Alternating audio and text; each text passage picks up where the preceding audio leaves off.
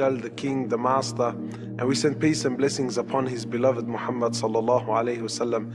It brings me great joy to see the Muslims of Sydney embarking on one of the greatest journeys, on something that I believe is extremely important and something that I deem very, very dear to my heart, to finally see the Muslims of Sydney embarking on an aged care center, something that this ummah has needed for a long time, and this is something that is affecting every single one of us one way or another.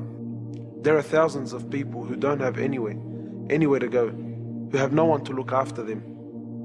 And we as Muslims have a duty. This is the sunnah of our beloved Prophet, to care for people, to care for their needs, to look after the elder, to look after the sick. I mean, this is the very essence of Islam. I mean, every single Muslim to have such an opportunity to stand behind an organization that is going to stand by those who are desperately in need.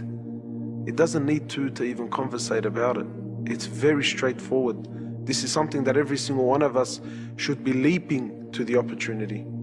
This isn't something that we should even be arguing about, that should I stand behind this as a believer. Inshallah, let me share one story that will shed some light as to why I feel this project is so important. I had a non-Muslim approach me and asked if I knew any Muslim chaplains that are prepared to visit nursing homes.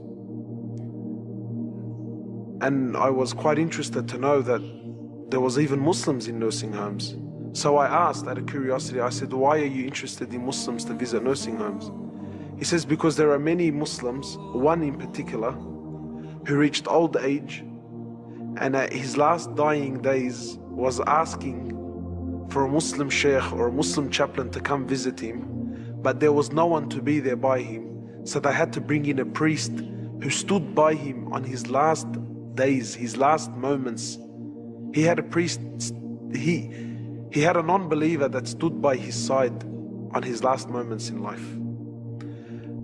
My brothers and sisters, we really need to wake up. I will continue to repeat, we need to pull our heads out of the sand and come to understand.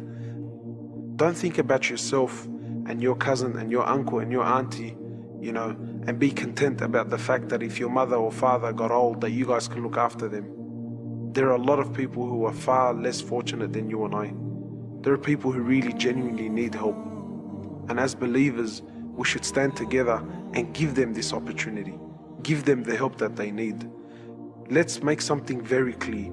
This aged care center is not a dumping ground. Because I'm sure many people will be thinking, Muslims, embarking on an aged care center, what has the ummah come to? No, this is not the case. We are not opening a door for people to come and dump their unwanted goods. This is not the case. It is not a dumping ground. Rather, it's to care for those people. I mean, could there be a greater thing? I doubt.